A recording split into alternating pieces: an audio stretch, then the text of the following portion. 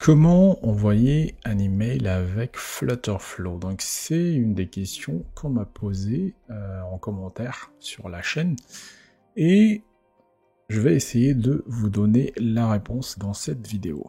Allez, c'est parti. Donc petit rappel déjà, Flutterflow, c'est la partie front. L'envoi de mail, c'est quelque chose qui va être traité côté back-end.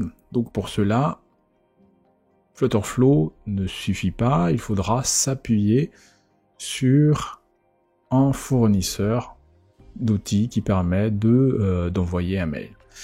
Donc aujourd'hui, le standard du marché, sauf si vous-même vous allez configurer le serveur qui permet d'envoyer des mails, le standard du marché, c'est SendGrid qui est anciennement Twilio. Donc pour pouvoir accéder à ce magnifique dashboard qui est là, vous allez tout simplement aller sur sendgrid.com et créer un compte. Bon, pour la création de compte, il va vous demander de valider votre compte avec un numéro de téléphone. Donc ça, je vous laisse faire. Je pense que vous êtes assez autonome pour ça. Et une fois que vous avez fait ça, vous allez tout simplement configurer votre SendGrid pour pouvoir l'utiliser dans Flutterflow. Donc la première étape, c'est tout d'abord de créer un API key. Donc l'API key, en fait, pourquoi un API key? En fait, je vais supprimer celui-là déjà. Tous les fournisseurs fonctionnent de cette manière-là. Un API key ou keys, c'est un moyen pour vous de vous authentifier au niveau du fournisseur de service. Donc ici, c'est Twilio le fournisseur de service. Donc pareil, avec Supabase aussi, vous allez utiliser un API key aussi. Donc tous les fournisseurs de service vont vous demander un API keys. Donc là, on va créer un API keys. Donc il y a plusieurs options. Nous, on va restreindre. On va pas donner accès à tout. On va restreindre et on va limiter uniquement à l'envoi de mail. Donc c'est mail send. Donc on va activer mail send et create and view. Il faut que je donne un petit nom. Donc je vais envoyer sender email Flutterflow et je vais create and view et là je vais pouvoir recopier. Donc là c'est copié. Donc c'est recommandé de sauvegarder ça quelque part. Bien entendu, là je vais supprimer. Hop. Et une fois que vous avez stocké ça quelque part, vous allez configurer en fait le Sender Authentication. Donc il y a deux manières de faire, donc soit via Domain Authentication, donc pour en savoir plus, vous cliquez sur ce bouton-là. Nous, pour cette démo, on va utiliser le Single Sender Verification. Donc pour cela, on va tout simplement donner nos petits noms ici, Fab Arab par exemple. From name, bonjour @fabnocode.fr, bonjour @fabnocode.fr, compagnie, Paris, France. Pourquoi il veut pas? France. Et là, on va mettre Fabs et on fait create. Donc là, pour confirmer que c'est bien vous, il va vous demander de saisir un code. On claque. Recent verification. Donc là, je suis pas encore vérifié. Et en fait, il faut que j'aille dans mon mail pour vérifier justement parce que j'ai reçu un email qui permet de vérifier. Donc pour vérifier, il faut que je clique justement sur le lien en question.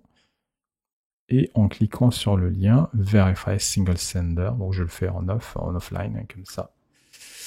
Là, hop, une fois que j'ai cliqué sur le lien de vérification, si je rafraîchis, j'ai la petite croix rouge qui est passée en vert. Donc, l'API key, pourquoi on en a besoin? Parce qu'on va déclarer un API key ici. Donc pour le moment, hop, je vais tout simplement le sauvegarder ici. Hop, il est là. Je vous expliquerai après à quoi ça va me servir. Je vais quand même configurer un truc bidon ici pour le moment. ATPS. Ça c'est un truc bidon, hein, c'est juste pour sauvegarder la clé d'API, parce que j'ai pas de moyen de le sauvegarder ailleurs. Add call. On le recopier quelque part. Hop. Ce qui est bien. Ouais, super. Donc, ici, j'ai deux pages.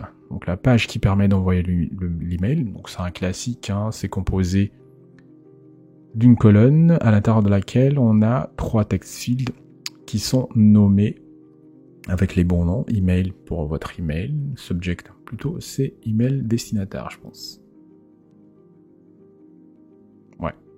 Bon, on va garder comme ça. Email, subject, text field et bien entendu un send button et une page de confirmation qui permet de dire le message a été envoyé. Donc revenons à la configuration de l'API. En vrai, ce qu'on va faire en fait, c'est on va appeler l'API de Twilio, l'API de SenderGrid. Donc l'API de SenderGrid qui permet d'envoyer un email, c'est l'API... Clac. C'est l'API, attendez, je l'ai pas en tête. C'est l'API qui est juste là. Hop, donc ça c'est... on peut mettre un ref ici, donc ça va être votre URL, l'URL de votre site web si vous en avez un. Là je vais mettre le mien par exemple, fab, hop. No code, bien entendu, il ne faut pas mettre d'espace, .fr, et c'est un post tout simplement. Donc là, j'ai bien configuré tout ce qu'il faut, et une fois que j'ai fait ça, il faut que je configure au niveau de l'autorisation, parce que c'est ça qui va me permettre de dire à Flutterflow à SendGrid, pardon, que c'est bien moi qui est en train de faire l'appel. Donc ici, je mets au niveau du header un authorization, bearer, error, espace. Et puis la valeur de mon API keys. Donc je sauvegarde. Et puis je vais déclarer 3 variables. Donc la première variable, c'est to email. En fait, c'était bien le destinataire dans la configuration de tout à l'heure. To email. Subject pour objet de... Moi, je fais toujours en anglais parce que l'interface est en anglais. Et c'est beaucoup plus lisible en anglais qu'en français. Et puis, ici, c'est le content. Donc, pareil, je le mets en chaîne de caractères. Et puis, je sauvegarde. Juste pour qu'on soit bien aligné. Au niveau de mon homepage, c'est plutôt email du destinataire. Il est où? Il est où déjà? Email du destinataire. Donc, une fois que ça c'est fait, donc je reviens au niveau de la configuration de mon API parce que j'ai pas encore fini. Il faut maintenant que je définisse le corps de mon appel à cette API là. Donc pour le corps, je vais vous recopier directement le corps.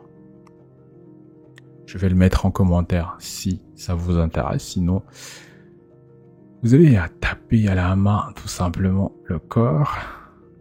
Clac. Donc ça, c'est le corps du message, le corps de l'appel à l'API qui est là. Et donc ce que je vais faire, je vais utiliser les différentes variables. Donc ça, c'est les différentes variables qu'on a déclarées ici. Donc là, si je reviens là, vous voyez, to email, subject content. Et ce qui est pratique, en fait, avec Flutterflow, c'est que je vais pouvoir tout simplement cliquer et glisser la variable pour que, au moment de l'appel, ce placeholder-là, cet emplacement-là, elle va être remplacé par la variable. Donc là, ici, pareil, je vais remplacer par subject. Et enfin, ici, je vais mettre par content. Donc ici, vous pouvez modifier pour que ça corresponde à votre mail, le mail qui est censé envoyer l'email en question. Donc là, je peux mettre par exemple bonjour @fabnocode.fr, Fabs Sender, et ici je vais mettre pareil, un bonjour @fab. Normalement c'est no reply, mais allez, on va mettre no reply plutôt, no reply, pour éviter qu'on nous réponde dessus.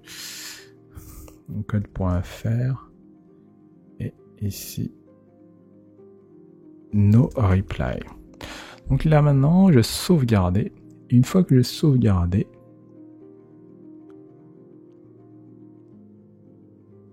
je vais pouvoir, au niveau de mon bouton, configurer l'action qui va être déclenchée lorsque je vais cliquer sur le bouton. Donc pour cela, je vais éditer l'action Flow Editor. Et là, je vais faire appel à l'API que j'ai déclarée, donc backend, API call. Et ensuite, je vais sélectionner l'API que j'ai déclarée tout à l'heure.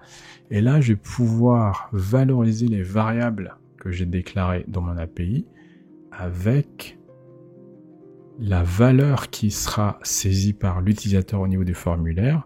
Donc pour cela, c'est dans widget state, donc email text feed pour tout email. Ensuite, je peux rajouter d'autres variables, la valorisation d'autres variables, subject, qui va prendre subject text field, et pour le dernier, qui n'est pas encore valorisé, je vais prendre la valeur de message. Donc, si tout se passe bien, ce qu'on va faire, on va naviguer vers la confirmation de page. Sinon, si tout se passe pas bien, on va afficher une alerte message pour dire ah non, pas information message, non, pas celui-là. Je vais plutôt prendre un autre. Alerte, notification, alerte. Bon, allez, on reste sur ça. Et puis on va dire hop, message non envoyé. Puis votre message n'a pas été envoyé. Une fois qu'on a fait tout ça, on sauvegarde et on va pouvoir tester et voir le résultat. Ok, donc là on a notre formulaire. Donc par exemple, on va dire on va inventer un destinataire aléatoire. Pas aléatoire en vrai. Je vais utiliser un outil de test qui s'appelle Yopmail, qui vous permet en fait de recevoir. C'est des mails jetables que vous pouvez utiliser pour vos tests. Donc, hop, là, ce que je mis c'est youtubefabs@yopmail.com. Je vais mettre comme objet coucou. Voilà mon message de test. Et là, j'envoie. Et message envoyé. Donc dans Yopmail, en fait, si vous allez sur le site yopmail.com, vous allez juste à saisir en fait le mail que vous avez créé. C'est un mail, comme j'ai dit, aléatoire, c'est créé à la volée. Et à confirmer que je ne suis pas un robot. Et là, vous voyez que le mail a bien été envoyé. Donc voilà comment on envoie un mail avec Flutterflow en utilisant Twilio SendGrid. Donc par rapport au prix, combien ça coûte. Donc c'est gratuit si vous envoyez au max 100 emails par jour. Au-delà, vous allez payer 19 $ par mois. Donc ça dépend vraiment de votre application. Est-ce que c'est utile pour vous de l'envoyer ou pas, d'envoyer des mails ou pas. En tout cas, c'est le prix à payer. J'espère que cette vidéo vous a plu et n'oubliez pas de vous abonner.